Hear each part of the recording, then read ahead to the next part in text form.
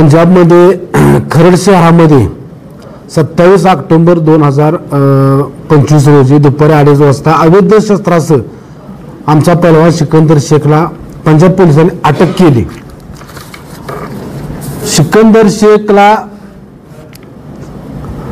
हा देशातील सर्वात मोठा सिकंदर शेख पहलवान आहे। 2023 ला तो महाराष्ट्र केसरी आहे, 2024 ला तो रुस्तुम हिंद केसरी आहे। आणि सिकंदर शेख वर्षाला 4 ते 5 कोटी रुपये ह्या कुस्तीतून त्याला मिळतात। आज तिथल्या पोलिसांनी त्याला अटक कशासाठी केली की तो शस्त्र विकतोय म्हणून कुठल्या तरी गुजर टोळीशी त्याचा संबंध दावलेला आहे। मला या प्रेसच्या माध्यमातून सर्व या आपल्या महाराष्ट्रातील जे सिकंदर शेखला ओळखत नसतील, त्या देशातील लोक जे ओळखत नसतील त्यांना मी सांगू इच्छितो की सिकंदर शेख हा माझ्यापाशी लहानाचा मोठा झालाय। ज्या गंगावेस तालमीमध्ये मी होतो तिथं सिकंदर शेख होता आणि सिकंदर शेख हा आर्मीमध्ये हवालदार या पदावरती होता। 2 ते 3 वर्ष त्याने हवालदार या पद भोगलेलं आहे। त्यामुळे त्याला कायदा काय असतो, शस्त्र काय असतं ही तो परिपूर्ण त्यात ज्ञान आहे। आणि सिकंदर शेखच्या जन्मापासून ती आजपर्यंत 2025 पर्यंत त्याच्यावरती कुठेही गुन्हा दाखल नाही। सिकंदर शेख हिंद केसरी स्पर्धेला सातारा येथे खेळणार होता आणि वारंवार 2018 पासून 2025 पर्यंत तिथील जे उत्तर भारतातील जे पहलवान आहेत त्यांचे एकच सिकंदरला मागणी होती की तुम्ही पंजाबला, हरियाणाला आणि हिमाचलला कुस्त्याला येऊ नका। बऱ्याच वेळा त्यांना ठार मारण्याची धमकी दिली, बऱ्याच वेळा सिकंदर बरोबर त्यांनी वाद सुद्धा घातला, परंतु तिथं बराच सपोर्ट सिकंदरला असल्यामुळे सिकंदर तिथं वर्षाला कुस्त्याला जायचा। हा कुस्त्याचा सीझन जून, जुलै, ऑगस्ट, सप्टेंबर या काळात तिथं असतो। आपला महाराष्ट्रातला मे महिना संपल्यानंतर तिथं कुस्त्या चालू होतात। आता त्याच्या गुडघ्याला लागल्यामुळं तो एका जिममध्ये फिजिओथेरपी करण्यासाठी तिथं जात होता आणि तिथं त्याला ट्रॅप लावून गुन्हेगारी टोळीतील लोकांनी त्याबरोबर मैत्री केली आणि त्याच्या गाडीमध्ये शस्त्र ठेवली आणि ताबडतोब पोलिसांनी त्याची गाडी रस्त्यात अडवून त्याला या गोष्टीमध्ये अडकवले। कारण सिकंदर शेख जर एवढी मोठी रक्कम वर्षाला एका कुस्तीला सिकंदरला 3 ते 3.5 लाख रुपये मिळतात।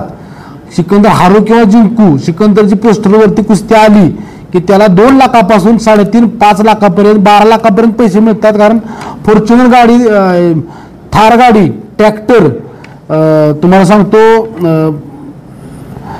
ह्या सर्व गाड्या, आल्टो गाडी, सर्व गाड्या त्या कुस्तीवरती प्राइज म्हणून लावलेल्या असतात पंजाबमध्ये। मग त्याला शस्त्र विकायचा काय गरज आहे? कारण हा पैलवान करिअर बाद झाला नाही पाहिजे।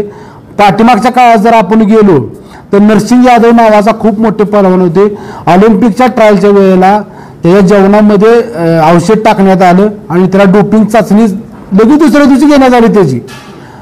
राहुल आवरेवरती अन्याय झाला। उत्तर भारतातील पैलवानांच्या कडून हा वारंवार महाराष्ट्रातील पैलवान जो टॉपचा पैलवान आहे त्याच्यावरती असाच अन्याय होऊन त्याला अडकवण्यात येतं। आताही फक्त पद्धती वेगळी वापरल्या, पण हा सिकंदरवरती हा ट्रॅपच आहे। कारण त्याला पैशाची गरज नाही, प्रसिद्धीची गरज नाही, तो कधीही वादविवाद आजपर्यंत नाही। अशा व्यक्तीलाही अडकवलेला आहे। आम्ही सर्व कुस्ती क्षेत्रातील लोक, देवेंद्र फडणवीस साहेब असतील, उपमुख्यमंत्री एकनाथ शिंदे साहेब, अजितदादा पवार असतील, आमचे पैलवान केंद्रीय मंत्री आहेत मुरलीधर मोहोळ यांना सुद्धा आम्ही विनंती करणार आहे 2 दिवसात आणि सिकंदरला चौकशी करून त्याला बाहेर काढण्यासाठी मदत महाराष्ट्रातील पैलवान करतील।